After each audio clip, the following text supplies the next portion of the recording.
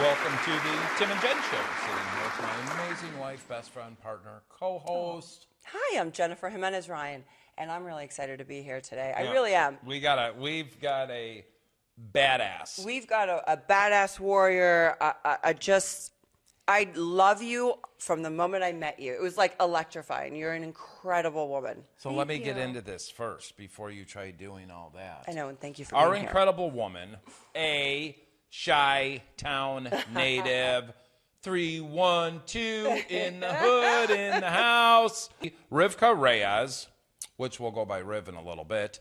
She is an LA-based, Chicago-raised Filipina Jewish actor, writer, musician, and comedian. Riv's recent TV and film credits include Netflix, Easy, NBC's Bring on the Funny, and the upcoming Lifetime Christmas movie, A Picture Perfect Holiday. It actually comes out on November 13th on Lifetime. November 13th on Lifetime. But for everyone listening and for the people watching here, you might know Riv from the iconic film School of Rock. Yeah. We're going to talk about that. And Riv is also the host of Where Are We At Now? We'll put out all Riv's contact info at the end of the show. Riv, welcome to the show. Welcome. Thank you for having me. Man, this is amazing. Yeah, thank you so much for that lovely intro. Well, it's interesting. Now, we were set to do another podcast, and Jen and I were finishing, and you were doing the same podcast, and we met there, but there's so much in common. And then first you and I started talking, and then you guys are from... We're both from... Well, I'm from the suburbs. You're from Chicago. But when you're from Crystal Lake, Naperville, you just say Chicago. Yeah, and I'm not one of those people who's like, you're not from Chicago. Oh, exactly. Well, Naperville's a little far out for me to consider that Chicago. But Crystal Lake, you're good. Well, let's see. My last office was in the Wrigley building. There you go. Then you're from Chicago. Yeah, exactly. North Michigan Avenue. Whoop, whoop. Hey. Yeah, so let's talk about that. Chicago, born and raised there. How did you stumble into what you're doing now? Was it music first? Was it acting? What was it? So my parents put me in music lessons when I was 2 years old. I started out in a program called Baby Steps, which was basically a lot of like rhythm, like learning how to clap on the 2 and the 4, and learning what a half note was, and playing percussive little kid instruments. And then when I was 4, they were like, now you're able to learn an actual instrument, so what do you want to do? And I started with violin, and I hated it. And hold on, stop. Go. At 4, my parents said, well, now you can learn an instrument, so what do you want to learn? At 4 years old. Yeah, they gave me the autonomy. Wow. Yeah, to pick the instrument. They were like, you have to do music, but what instrument do you want to play? Did you want to at that point? I don't know what I wanted. I was 4. All I cared about was like ice cream and taking care of my baby sisters. But yeah, I started with violin because it felt like the right thing to do. And then I picked it up and I hated the sound of it, and I couldn't figure out how to bow correctly. Sorry, excuse me. And then I was just like, well, guitar is similar to violin, but you don't have to deal with the extra prop of it all. Right. Wait, what's vo to all of us, or those who are listening who... You said vo, right? A bow. Oh, a bow. What you play the violin with. Or what the violin your parents chase you to hit you with. Oh. Yeah. No, they don't. Not mine. But I've seen it. I've seen it in lots of Filipino family systems. But yeah, I started playing guitar when I was 4. I had an amazing teacher named Julia Miller who she was a doctorate of music, and she taught classical music to kids, but then she had a band where she was like a noise musician and had all these like cool pedals and stuff in her house. And so I went through her when I started when I was 4, and I went through this like Suzuki music method program to learn how to play, and I got really good at it, doing recitals, competitions and stuff. And through that, I was asked to be on a radio show on NPR called From the Top, where they feature like kid prodigies in classical music, and they get to play their like best piece. Cool. And if the kid was charming enough, they would have them do like a cute little interview moment. I mean, I think all the kids got interviews, but some kids got special, like, fun segments. Wait, how old are you here? How old am I now? No, here in this story. I was 9. 9, okay. So I played my songs, and then for my interview, so I was in 4th grade at the time, and I had just lost the school spelling bee, and it was the most embarrassing thing that had ever happened to me, like true trauma, like from the experience of losing, because I had won 2 before of the spelling bee, and I got out on my first word in the 4th grade one, which was potatoes. I messed up the vowels. Okay, but I probably can't spell potatoes at 53 She's years like a old. prodigy in music, and then you're a wizard in spelling and. Well, it was like a 2nd grade spelling bee that I won. But that's amazing. Hey, yeah, my winning word was abdomen for the 2nd grade one, and. Yeah, you got to have your name on this, like the billboard outside of the school, which was like kind of a big deal. You arrive when that happens. You arrive when your name is on a marquee of any sort. But I lost the 4th grade one. Everyone made fun of me. They called me Potato Girl for like a long time, and they would like scream potatoes at me in the hallways, and it was just traumatizing.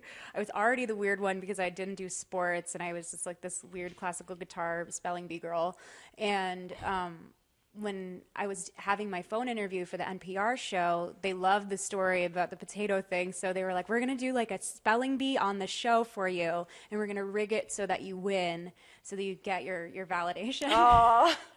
And I was just like, yeah, I love forced validation. It's just going on the radio at 9 years old. Yeah. On NPR even. It's a huge deal. I can remember being at some Chicago restaurant and seeing John Coleman, the weatherman, and going up, and I'm 8 years old, and asking him what the weather's going to be tonight. And I couldn't wait to drive from the restaurant to go home to watch the 10 o'clock news, because I knew he was going to talk about the kid he met at the restaurant. I fell asleep on the way home. But, to be on a news show at 9.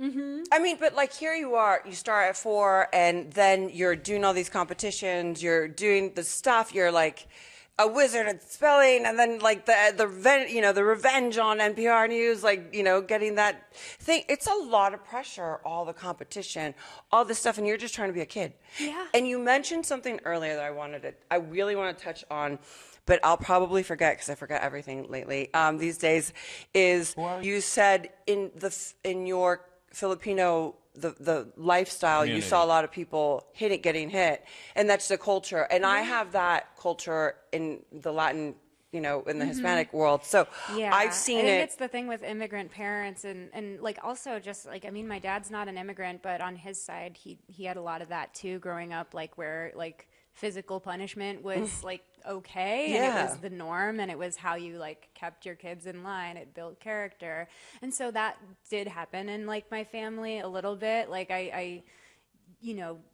won't go into too much details, not to trigger anybody, but like just like nothing crazy. Like they never like broke our bones or anything like that, and they love to remind us that, which is like, oh, thank you for not killing us. Yeah, I know.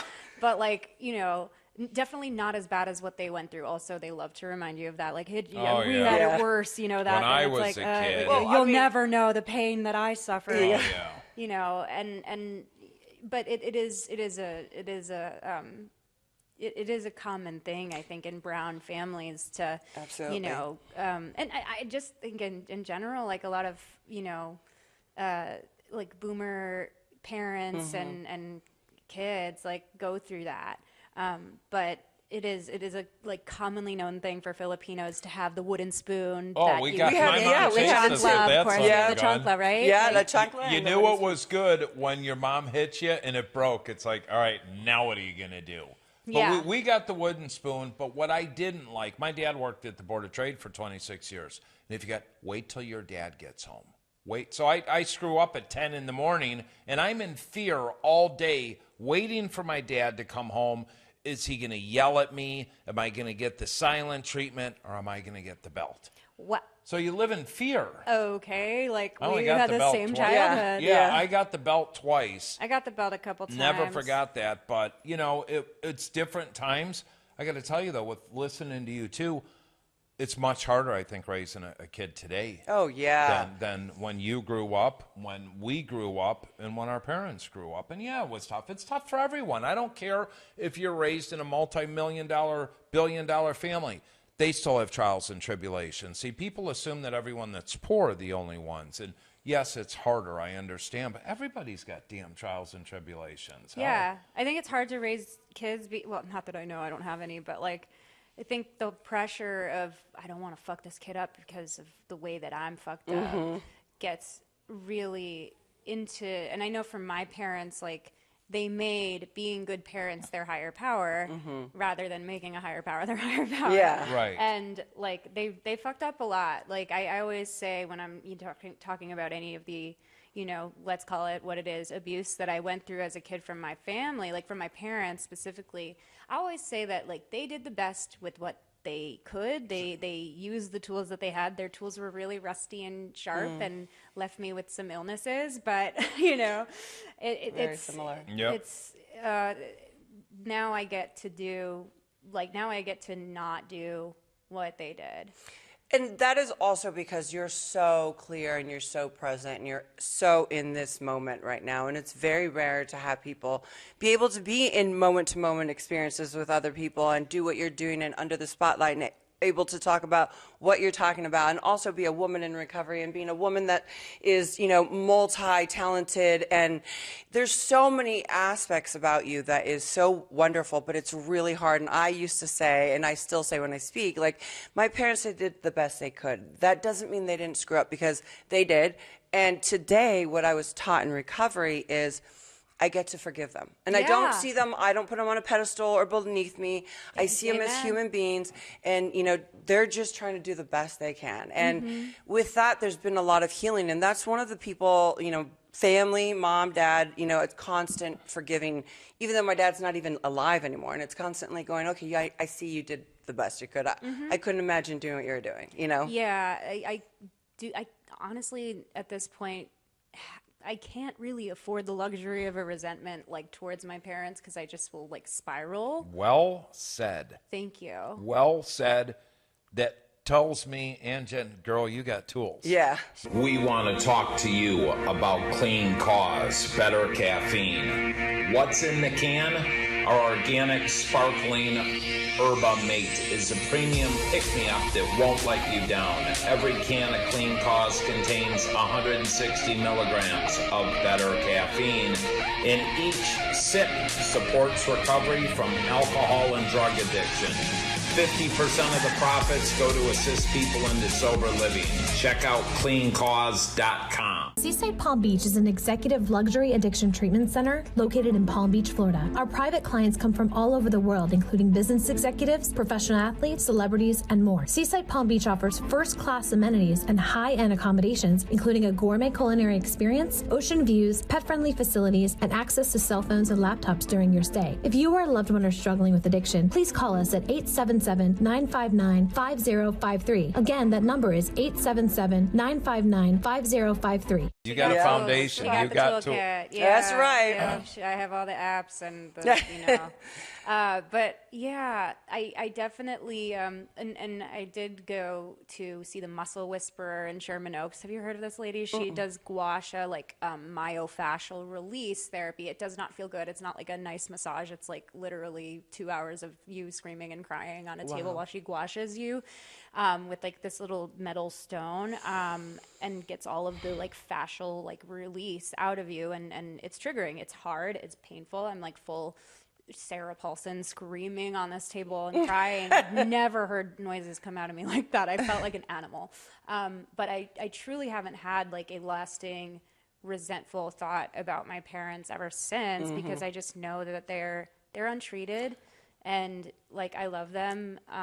And even though like their love was kind of conditional, I can still have as much like unconditional love. I don't believe in unconditional love for adults. I don't know. I think dogs can have unconditional love for us, and I believe children can have unconditional love for their parents. But once you're an adult, I feel like that kind of goes away, because there are conditions to my love. Like if you physically abuse me, you're done. Like even if like I don't know, I'm single and dating right now, and if a person ghosts me or like lies to me in a big way, I'm just like, that the condition is that I don't date layers or ghosters or anything like that. So there are conditions to my love now.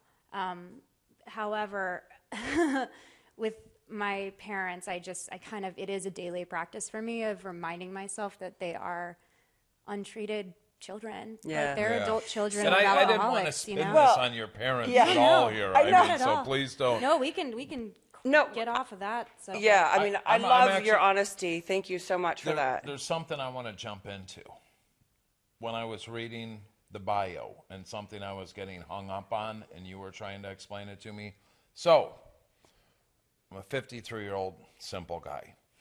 I know there's LGBTQ, but now I'm seeing, and I want to ask you, when I see they, she, him, what is it? Yeah, pronouns.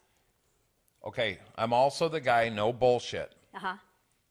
Failed English 101 3 times. I cannot tell you what a verb, adjective, a pronoun, a conjunctive sentence. I don't know any of that shit is. So, Yeah. what are we doing with this? What is the purpose of this? Can you teach us? Yeah, I can So, give you a because- Do you little. mind? Can don't I ask mind, you, can I don't. tell you why also I love that we're having this conversation? Is that my mom the other day was trying for me to explain, she was asking me questions and I couldn't answer what I really don't know. You know what I Right. mean? So Yeah. I'm like, this is perfect. Well, I always start this little seminar on gender pronouns 101 with I'm not an expert.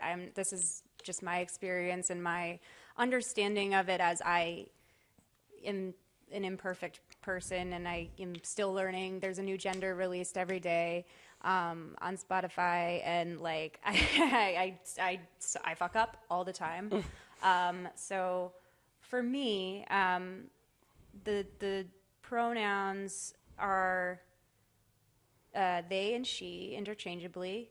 I use they because I do believe in past lives, and I believe that I am a manifestation of all of the lives I've had in the past. I think that I was probably a guy in a past life. I think I was probably like a spiritual, like two-spirit, like individual in a past life, and there have been past lives in which I was just an amorphous blob, So I use they just to honor all of those past versions of myself. And then she, I use like, you know how guys call their boats she's? Like, oh, she's a 1959. Or their motorcycle. cars, Her, their motor- or yes, she, yes. yep. So Bessie, that's yep. how I feel like she applies to me. I'm like a cool motorcycle. That's awesome. I love Yeah, it. No, yeah. it's I it's, love that. The way I learn things is I ask. I read and I ask It's- people. yeah. It's the only, you could try to, I could study this stuff in a book. I'm not going to comprehend I'm not going to it. remember it No. unless So for me too, the best way is to ask people and also acknowledge and accept the fact that I'm not going to be right all the time, and that assumption is like, what is it when you assume you make an ass out of you? Ass out of you Yeah. and But me. mostly me, like, and I definitely have gotten like called in. I don't like the call out thing, but like, and the cancel thing. I don't know if y'all saw Bobcat Goldthwait posted this thing about cancel culture. No. So good. Love Bob. Bob's the best. He's the best. But like, yeah, I definitely don't really love cancel and call out culture, but I have been called in by actually my sister. Well, you're bringing up, did you watch David Chappelle's special? No, I don't think I want to. I got to tell you. Well, you were called in by your sister. Yeah, right? well, my sister's transgender too, and like she definitely teaches me a lot. She's also an imperfect person who learns from her friends. You know? Absolutely. And there's no harm in asking, and you can always put a disclaimer on it, like you literally said, I failed English. I am a 50-something guy, like, and I don't know dick about shit. Like, Yeah. is what I'll say. I I'll love that. literally, I I love- don't it's know a dick fact. about shit. Yeah. Like, and I like literally will say, like, I do not know anything about anything. And I love now asking people for help on certain things. I used to be toxically afraid of like asking for help where somebody would say something, and instead of being like, oh, what's that? Like, to start a conversation about something, I would just like Google it on the side so I wouldn't have to like look stupid or like Right. look like I don't know. So I'm sorry to interrupt you. You bring like a big smile to my face because when I was 16 years ago, you're probably 2 at that time. And newly sober, my sponsor, who I still have, it was probably like 14 years ago, 15 years, whatever ago. Whatever. I'm with her. Sure, We're working on steps. 13.5 At that years time, ago. I'm laughing because I'm ignoring him. But I used to carry, she made me carry a Webster dictionary. And I wasn't allowed to Google it. She made me look up every other word. And is of them this. And so I understood completely. And how it's being and used why, in a sentence. and how it's being used in a sentence. And I love that. I love my dictionary. I mean, to have to uncover and discover that way, it's such a beautiful thing. Yeah, that's how I like to read like spiritual literature too. I will definitely, if I don't know what a word means, like my sponsor and I talk about the word providence a lot in the 12 and 12. In the first chapter, it talks about acts of providence. And, for me now, being almost 4 years off alcohol, Amazing. and then 3 years off everything else. Congratulations. Atta girl. Thank you. huge. Yeah, big. Things are not feeling as pink cloud anymore. I'm like having a lot more like memories from trauma come back, and I'm just like. So let me ask you a question. I mean, I love this because we're kind of all over the place. I know. We're I was thinking jumping about that, around. It's really good because I was going to get into, okay, how did School of Rock and all that? But you obviously started, I'm just going to make an assumption, alcohol was one of your main issues, but you started probably drinking at a younger age. How old were you when you took your... Well, I had my first drink, like my first actual drink that I took on purpose, like at 11. I was at the Toronto Film Festival, and I, stole a glass of champagne off of one of the server trays. I think it was probably like somebody's backwashed champagne, which is really gross. Yeah. Oh, no. And I just like, I sipped on it, and I was like, oh, I'm fancy. I'm rich. I'm like, I'm the star of this thing, and like, you're like, ooh, yeah, I'm pretty and fancy, and everyone is obsessed with me. And I didn't quite have that I had arrived moment with that. But the first time I did Coke, which was when I was in college, I had arrived. Yeah. Like, all of us. First times. arrived. Weed, I could do without it. Like I didn't love weed that much. I did smoke it every day. Yeah, exactly. You just did it to I do did it. to Yeah. not feel everything. Where were you in college? Where'd you go to college? UIC, Oh, University you of Illinois, did. Chicago. Yeah. That's where Kaluki went. Had a full ride okay. scholarship. His dad sued the coach there for 30 years. Wow. Yeah, but no, UIC is a great school. Good theater Great program. school. Yeah, like Really good school. Very surprisingly good theater program. They did some dope plays and Not easy to get into too. You had to have good grades to get into UIC. yeah, for real. And it was either there or Columbia College, and I kind of was like, the Columbia, it was so expensive, and I was just like, I'm gonna be getting a great theater education at UIC for half of how much it would be at Columbia. And I kind of just had a feeling that I would get into like some really bad shit at Columbia. I mean, I didn't not, but Did you graduate UIC? no, I finished all my theater credits, and then I was just like, I'm done. Wait a minute. So from 11 to college, you're doing movies, you're in the spotlight. How was that for you? I wanna get in. School How did of it Rock start? was, so after the radio show, Right. casting was looking for kids for School of Rock who played instruments well, and they were like, you could be a rock player, classical. We'll have coaches on set. Jim O'Rourke from Sonic Youth was one of the coaches, and then Craig Wedren, who was the music supervisor, also coached us a lot too. I had never picked up a bass guitar in my life, but they were like, it's pretty much the same as a guitar. It's just 4 strings, and it's lower, and it's an octave lower, and you just you kind of like support the rhythm. And I'm like, oh yeah, tight, I can do that, absolutely. And like I just picked it up on the first day on set and played around with it. Me and the boys would jam and play songs together. Like we would do Nirvana and Green Day and all of the grunge and some Beatles and whatnot. And Now, how old are you at this time? 10. That's badass. Yeah, I mean, it was cool. It was my first time being in a band, and I love being in a band. I love being in a group, just having that like group Tribe. You mind, that found your mentality. tribe. She's like a prodigy. Like, I Yeah. just can't get over the fact that you're like a prodigy. And like, you're just talking so nonchalant about this, but it's like major, you know, Yeah. and it's amazing.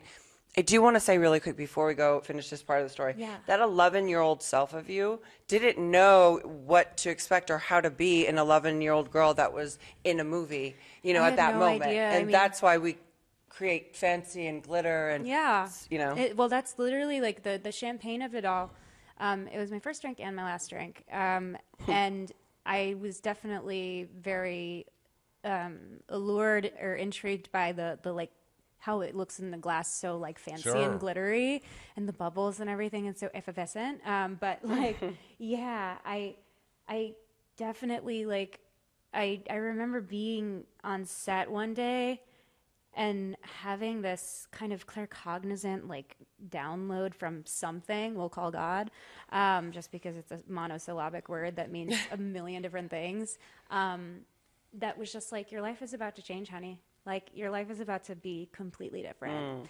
And you knew that I at knew, that age. I knew. Wow. I kind of just had an inkling because, you know, while School of Rock remains my like biggest credit, whatever the fuck that means. Like, honestly, it's like, fuck it. Like, I mean, my favorite credit was like doing the Green Day musical in Chicago for like a 8-week run with a bunch of my friends. But, you know, That's awesome. yeah, it was dope, but like only, you know, however many hundreds of or thousands of people in Chicago got to see that. That's still badass. It's still dope, because yeah. you're doing it in your hometown where your friends and family can come see you and Jack Black came out to see it, which was That's really, really awesome. tight. Yeah, he was in town doing Riot Fest in Chicago. who came? Jack Black. Really? Yeah, he came on like maybe opening night, because opening weekend was the same as Riot Fest. And Tenacious D was playing, and he got me and a couple of my castmates tickets, which was really cute. And and then he like he surprised us. Like I said, when I was emailing with him about Tenacious D, I was like, yo, also like I'm doing this Green Day musical in Wicker Park. Like you're more than welcome to come. We'll just leave some tickets at the front desk for you and Kyle if you want to bring him. And he just showed up by himself. Like That's he so sat cool. like. It was so cute. I just remember in the opening number, I'm just like playing, and it was a very, you know, close, intimate house. So like we could see everyone in the house because they had the lights on because it was basically meant to be like a rock show. And I just looked over, and out of the corner of my eye, I see him, and we're making eye contact. And I'm like, you know, but I was just like, this is amazing. And it was cool. And then I could see people in the audience like watching him watch the show, which was really weird, but yeah, it was dope. And then he like bought us all a round of shots at the end. This is before sobriety. Yeah, no, he's Hey, who cares? That's always cool either been way, man. so That's supportive. 5 shots, man. Drink away. Have fun. Yeah, he's so supportive, and we love him so much. He's like our he's our cool like older brother who just like loves us so much. But it's cool to have those people to mentor you. To I've never met Jack. Class act though, to actually be doing the Tenacious D and come up to Wicker Park to see you, his friend. He took her under his Yeah, wing, I mean that's what it's all about, and It was that's really sweet. what recovery, what comedy, what acting, music, it all brings you together to your tribe. Yeah. And it's us finding It's not our always tribe. like that on Yeah, set. no, No, it's God, not. no. It's great when it is. I mean, I'm fortunate to not have had any sort of like rough interactions with anyone who was like famous or anything like that. Like everyone that I've interacted with has been really cool because of School of Rock and other, you know, things that I've worked on. And from the comedy scene, like, you know, in Chicago, they'll bring on like Chicago talent to open for people. And, you know, sometimes like Hannibal Buress or like a Mark Maron or a Bob Odenkirk will like drop in and be like, oh, you're here and you're on the same show as me now. Cool. That's very That's cool. And they're awesome. all super dope. Like I love all of those people.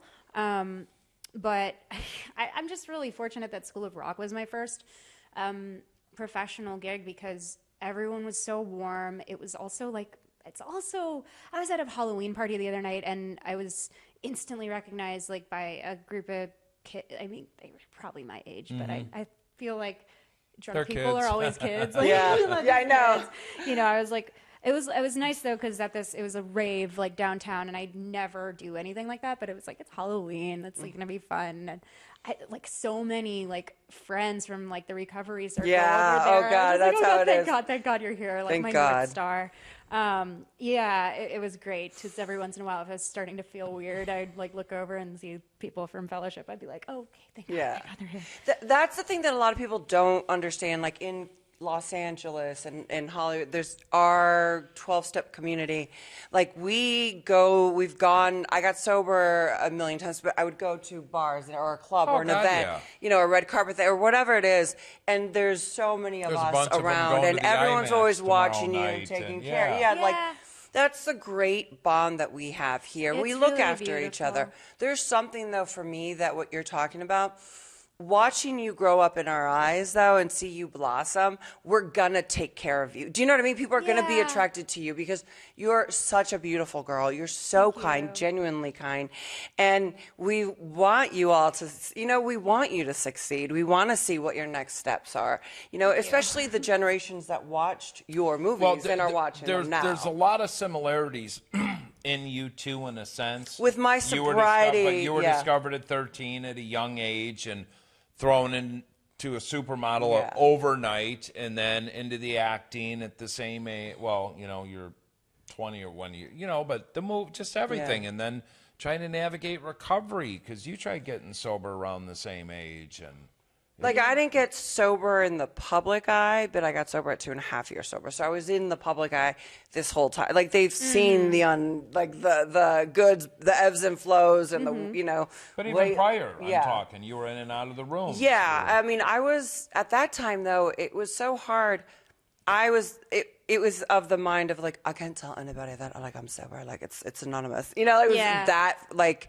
I'm somebody. Like I thought I was the shizzle, right? And no one taught me how to be the shizzle, right? Like no one taught me how to be a 13-year-old girl on a cover of a worldwide magazine all over the world, thrown in your face. Like no one sex, you don't even know what you're doing. Taught you. Literally. I mean, I wasn't even selling sex, but there's something about a kid in a uniform. I will just say that I got a lot of fucking creepy messages from dudes. Sure. Absolutely. My mom would like read the IMDb comments and all the comments about the movie on Rotten Tomatoes and whatever, and like sometimes she would like find ones that were like about me and read them to me, and I'm like, please don't do this. I don't need this, please. Because you can go down those rabbit holes. That's under 18 years old and is creative and is in the public eye or plays, or performs or writes, or my heart is even more empathetic towards you because I understand the responsibilities that no one teaches you as a kid that you get thrown into. You should just be a kid. I didn't know that I was not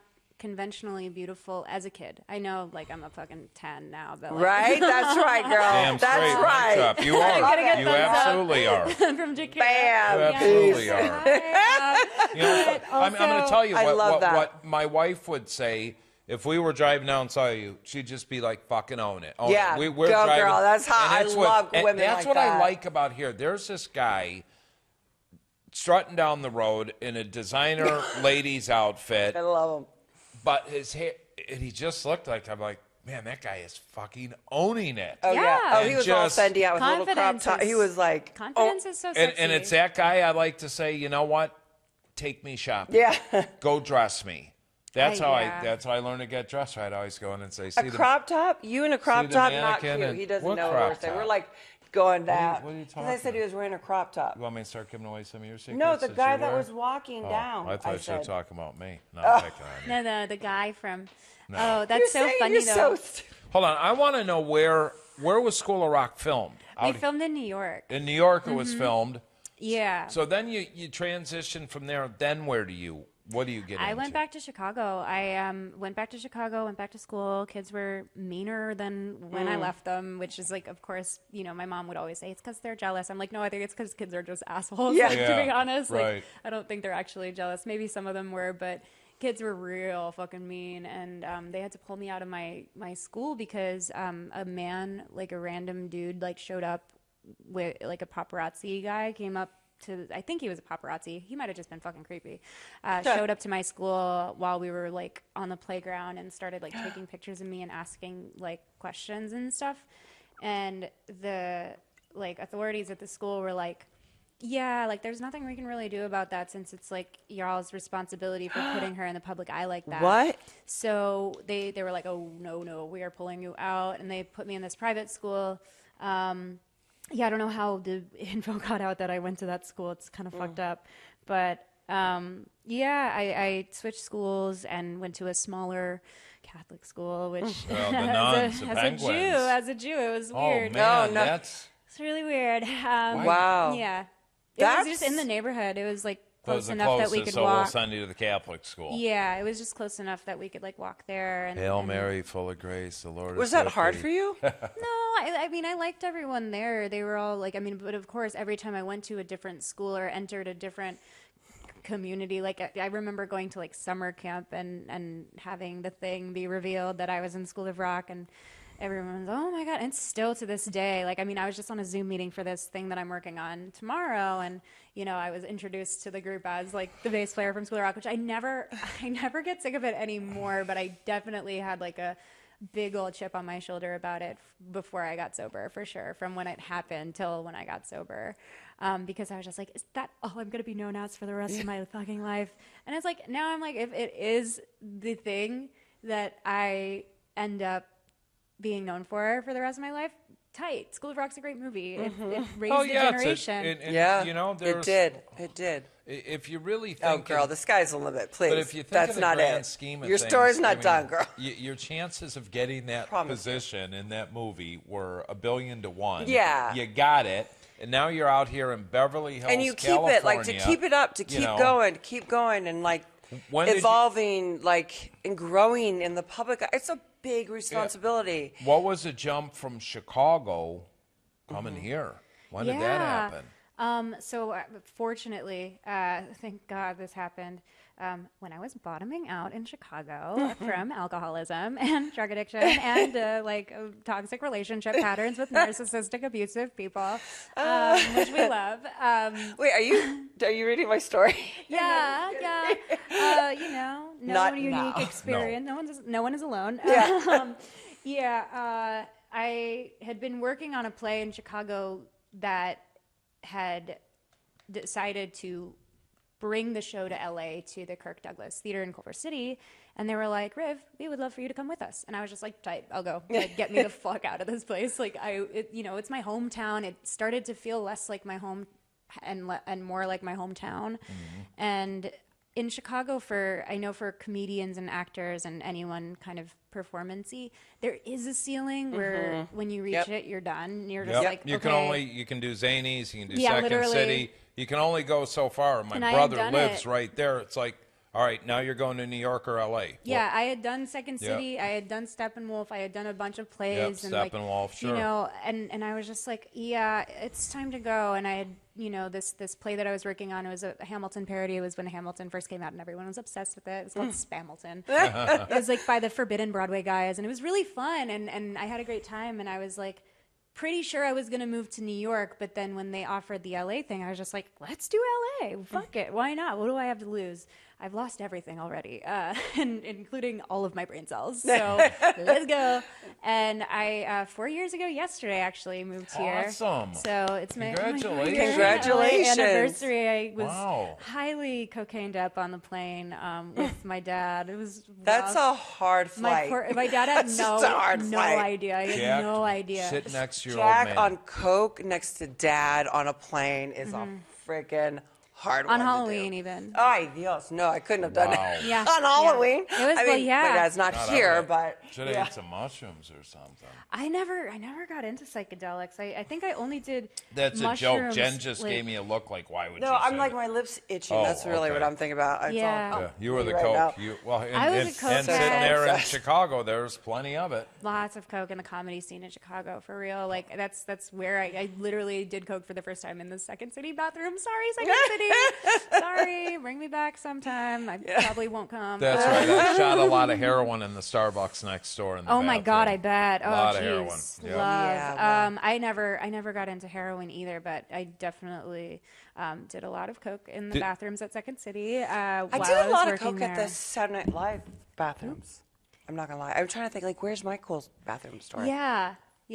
Jen, any bathroom you walk I know. into, you I come literally, out me fucking too. I know. traumatized. Right. Oh, I Clean could have done bathroom. blowing there. I Like, got some you crazy could blow anywhere. I SNL did stories. blow I'll talk anywhere. about that another day. Off the record, off the record. Off the So- record, people. We'll just hit this real quick. You hit a bottom. Yeah. Did you have an intervention? Did you get help on your own? Just said, I'm sick and tired? What'd you do? I think my parents didn't really, I don't think they understood how sick I was because I don't believe in high functioning alcoholism. I was very, very sad and wanted to die every day. And There's no high in that. I like that. No, yeah. I mean, I get what you're saying. I went But to I work. was still going to work. No, I was still doing miserable. 8 shows a week. I was, when I was in the show, Spamilton in Chicago, I was doing the whole okay, I'm gonna take it easy with the drinking. I'm only gonna drink on days that I don't have shows in the afternoon. So if it was a matinee the next day, I wouldn't drink that night, but on other nights I would because I could sleep in, And I was not doing coke at the time. I was doing the controlled white knuckling of it all. Isn't that fucking miserable? It's oh my Listening God, it to feels you just try to explain that dance is miserable. It hurts my soul. I can't imagine God going darn back it to that. does.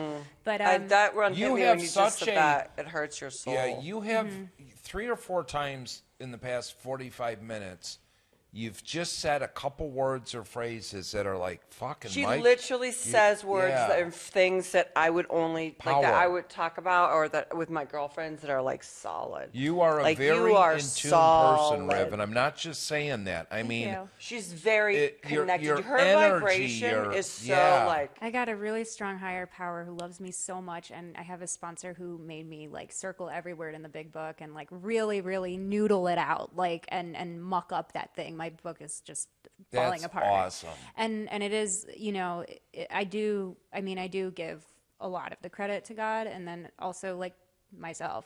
I'm actually killing it, and Fuck yes, yeah. Last night I went to this concert on Halloween. It was Moses Sumney, who's this amazing musician, and his music is very ethereal, and then sometimes it's sad. And during one of the sad songs, I had a dark thought, and I get these, and I don't know if y'all relate to this. You get the drunk thoughts, the thoughts that are coming from not you, but they talk to you in your own Sure. voice. So you're like, oh, that's me. But ultimately, I was just sitting there next to my date, and I turned to her, and I was just like, I don't feel good at all. She's like, do you need to go for a walk? You need to go pee, or what? What's happening? And I was just like, no, I'm fine. I don't feel sick. I just feel overwhelmingly dark. And it happens around the time I get my period every month because I have PMDD, which is a period that makes you want to kill yourself and everyone around you. Great. Come do my podcast when you have PMDD and see who the fuck gets killed. Luckily, There's I 4 have, women in here Yeah, right I'm now, so fucked. you better watch yourself. I'm not in a good situation here at all. Yeah, no, this is actually helping me. I really, really, Hey, I don't- always want to cancel. Man, I'm fucking So glad let me you just talk tell you about something. I'm these going to tell you things. what they told me. They told me that you need to separate fact from fiction. I tell this to, seriously, any woman out there listening, if you're going through menopause or a period or whatever, yeah. PMS, separate fact from fiction. Do not make any decisions right before 3 days, during, or Honey, after. I want a divorce. Wait, hold Honey, on, I love you. After a period, 3-5 days, you want to wait. It is. So whatever phase you go in, some people are pre, some are post, some are during. Just kind of It's literally the 3 days before I get it, I'm like, what is wrong with me? What is wrong with you? What is wrong with everyone around me? The world, yeah. The world is falling apart. I'm going to kill myself. And then literally the second I start bleeding, it's and scene. yeah. I'm just back to Thank you for normal. tuning in to Vagina Talk with Riv and Jen. You're awful. So we were talking about this yesterday. It's a negative, something about negative. Oh, feelings. He'll hear me because I go through a lot of physical pain with an illness I have Right. going on. So he came in today. He said, I'm out "Babe," working on my he's kinda computer, laughing, right? and I could hear her all the way in the bedroom talking. And I'll be like, nope, I'm fine. I feel great. I I'll have walk in, great I'm like, vibration. who are you having a I'm conversation literally with? She's like, changing God. what the thoughts, The the thought things, and the energy. voice, because the pain voice makes yeah. you think, and it tells you crazy things It really when you're. does. And so I'm like, oh my God, I'm gonna die. Might as well kill myself. And you're like, what? that thought just flew through, like, huh? You know? So, and then usually what I'll do is, like, when I'm having that thing with the pain body or whatever it is, the mental illness, the like general wash of garden variety mental illness that I have, will come through, and I'll just be like, okay, no feeling is final, no feeling is fact, and this too shall pass, like, applies to bad situations. It also applies to good situations. So I have to, like, keep level-headed that, like, literally everything is temporary. Like, even me. That's even what me. Mark Ludholm he's a comedian, 35 years sober or so, but he'll be doing his program, but he'll be like, it's okay to have that first thought. Sometimes even the second, third, or fourth, even the fifth, just don't act on it. All right, first thought.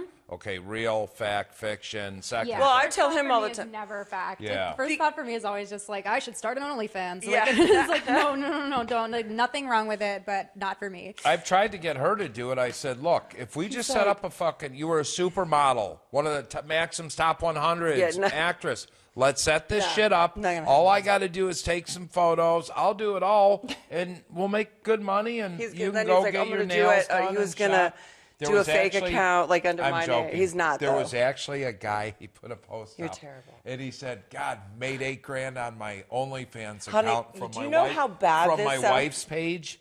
Too bad my wife doesn't know she has an OnlyFans account. Oh, no. I'm like, you have got to be. But, you know, you bring up an interesting thing here because the amount of subscribers OnlyFans has. Yeah. But here's the problem, Riv, what it really is. People are fucking lonely. And they're looking for, Connection. I've never been on OnlyFans, but I can guess you can go do a video, so I could probably pay $50 extra for a 10-minute session, whatever. We know that because I know a girl that does it. People just want someone to talk to. Literally, yeah. That's like, and that's the connection. It's purpose. Yeah. What is it, like 9 guys to 1 girl in the world or something like that? It's like I have crazy. no There's idea. more. I mean, Is it 9 guys I to don't know. 1? I mean, I don't know the actual. Wow. If Well, somebody could let me know, I it'd have be great. leveled up at Lux Media Studios today because I think it's 4-1, and I'm rocking and rolling. Thank you. So, I mean, the thing is that the world, from everywhere we've been and all speaking all over, even to kids, right? The world has gotten to be hurt place. such a lonelier, more broken place. And the only thing that because I'm like, how do I change and conquer this? I can't. You know, like, I can't conquer any of it. So all I can do is just shed wherever I am the light or the knowledge or the love or the acceptance or, you know. Yeah. Do y'all have, like, a big savior complex now that you've got some years, like, under your belt? Because I've only got, like, nearly 4 years in recovery, and I have to save everyone, and I have this, it's Al-Anon. I need Al-Anon for sure. But I have this, like, savior complex where I'm like, I have to save the child stars. I have to save the recovering alcoholics and addicts. I have to save my family. I have to save all my friends who I think need program and 12-step who don't know it yet. Like, but I can't look at it. So Go ahead, honey. I did this show called Sober House on VH1 way back in the day. And I ran the house, and Andy Dick came on, and he named me Captain Save-A-Ho. And so he was Inspector Groper. And we ran around with towels and tried to save, because the house was insane. that. We were That's insane. so We were off our funny. rocket. So at that moment, I realized that all I had been doing this whole entire time for the first 2.5 years of my recovery was just try to save everyone. And even my sponsees, they represented who I was for a little while instead of and that all went away. Like, I worked it. I mean, that's like a long time ago. But That's good. I That have gives me to hope. be There's again though, and then I did Al-Anon, and that helped. And then I did not do Al-Anon, and then codependency hit me in the face so hard a few years back, like 4 years back. Yeah, well, codependency is what's beneath every single addiction. Absolutely. Even gambling, every single addiction is like Trauma, codependency codependence. masked as something else that is like a physical and material thing. And it's the hardest addiction, I think, to knock, because it's like with food, you have to eat, and if you don't, you will die.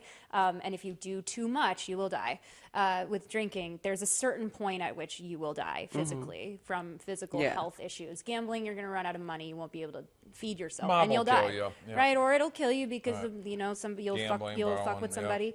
And like the money stuff, with codependency, where it's just people, my biggest thing that I'm dealing with is like, it's so weird to date in sobriety that I'm just like, oh, I can't like use people as drugs anymore. Yeah. Got it. Cool. Well, that sucks. you know, I'm going to tell you, so we're talking about this. I mean, I can remember getting with Jen, and if I'm 9 years sober now, I was, 6.5 or something. But, you know, you got two people in long-term recovery healthy, but having sex sober, you know, first time was phenomenal. Oh, my God. Didn't stop for 3 Cute. days. Oh my God, I love it. But, you know, it's... I'm so mortified right now. I You just go want to from die. being in addiction, you I'll do it. you fuck, you bang, you'll do it anyway. You have no inhibitions. They're gone. Well, then you get sober, and it's like, all right, am I pretty enough? Is this? Do I look okay? Am I embarrassed? Am I going to work? There's so many things, and men experience it, women experience Everyone it. experiences it. And thank for you. real. I'm bringing you on the show more because Yeah. you bring up topics and things that we need to talk about. But the thing I love about you is your age demographic and your bracket. You hit this. This generation is you. It's not Yeah. me and Jen. Yeah. You know, she's above You're that, our and I'm almost future, and above you're that. here, and you know, you're it's our amazing. generation Yeah. here. I That's mean, you're the game exciting. changers. You're the future leaders, and One of the things I want to tell you too, and I can't believe I remember this right now, is you talked about a lot of traumas coming up for you. It's interesting for me, at 7 years sober, I realized I had blocked that I was sexually abused, assaulted by my gynecologist after I had a DNC. I mean, it's trauma, what I'm talking about. oh yeah. But I forgot it because, you know, I disassociated. 7 years, I'm in group. Somebody must have said something. You I were was running a with doctors. group. Yeah. Afterwards, I'm working with doctors and running, you know, doing paperwork. And I started having this hot flash. And I remembered. And the whole point of that story was that night, after throwing up for hours, my sponsor said to me, I want you to know that God wouldn't have presented this to you if you weren't ready. He presents Yeah, this to you when that- you're ready. yeah, And so amen. all those blackouts and disassociations that other people who may be listening right now may have, and they start freaking out because they're having some kind of something of anything. And A trauma remembering, response or yeah, something like that. Yeah. know that it's time for you to deal with it because it's presented to you at that moment. I mean, I just lost one of my closest friends. Like he passed from a bike. He was in a bike accident and died. sorry. He was one So of the. sorry. He was one of my cast members from School of Rock. I rubbed my arm because I have a tattoo for him right here.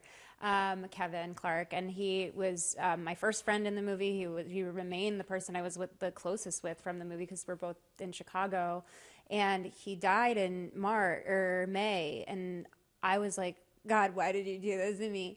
And like, you know, of course, it's like always, everything is God. Why are you doing this to me? Why do you hate me? Literally, you hate me. But it's like for little shit too, stupid shit. Like the name of the girl that I like most recently got my heart broken by, like came up on the radio. It was like a song that had Why her would name you in bring it. And I that was like, name God, up? why God, are you doing this to me? you Stop subliminally- teasing me. Devil, go away. Literally. Do you really exist? Yeah, like right. But I know it's exactly that. My sponsor said the same exact thing. Is like God doesn't give you anything that you're not ready for, that you're not ready to handle intuitively. You know, and 4 years ago, I probably would have killed myself. Like I probably would have done something or gone on a bender. Wow. You know, if that had happened to me when I was, you know, in that state. And it sucks that it happened. And I really, you know, I can't afford the luxury of resenting anyone, including God. Yeah. But you know, now he's like up there, you know, Right. he's out there in the great unknown, like with, you know, all my ancestors that are well and wise and all of the entities that are keeping me here and sober. And, you know, I was telling my friend, he like visited me in my dream last night. I'm like, that's how I know I shouldn't kill myself. 'Cause I had that thought at the concert last night. And then he showed up and it's beautiful. The things will be revealed. We're running out of time here, unfortunately. for everything. Thank you for being you, and Thank you. we definitely want you We've to got come to back. have you back. Riv, how Please. can people follow you? If they want to find you, they want to stalk you. No, I'm only joking. Don't if you stalk. if you Yeah. want to Yeah. Internet, Instagram, yes. how- Internet-wise, you can find me on Instagram and TikTok at Rivkah.Reyes. I have a weird name. It's spelled Rivkah. Reyes, and then it's Twitter, the same thing, but there's no period in the middle. And I almost made a menopause joke. I don't know. Go ahead, let's hear it. That's so funny. No, it's actually I I was reminded of I think it's Childish Gambino has a lyric where he's like, no period like menopause. It's a really fucked up song. Riv, it has been truly an honor. I sincerely mean that. You guys are the best. You are such a kind soul. God's got so many plans for you. I want to see you two rolling together more. Yeah. For the Tim and Jen Show, thank you to our Thank you, sponsors, everyone. Candace Lux Media, our team, Riv, Yes. Thank you. Jennifer, myself. For the Tim and Jen Show, we'll see you next week. Bye, Later. guys. Glutathione is a big word. It's the body's own master antioxidant. It's a scavenger for free radical, bacteria, and viruses. There are no products in the market with the ingredient Nasset. Nasset increases the production of glutathione that's in our body already to strengthen and enhance our immune system, elevate sense of well-being, support muscle strength and endurance, cognitive function, and liver support. It helps with increased energy and blood sugar regulation. Get your bottle of GSH Plus from www.salvationnutra.com.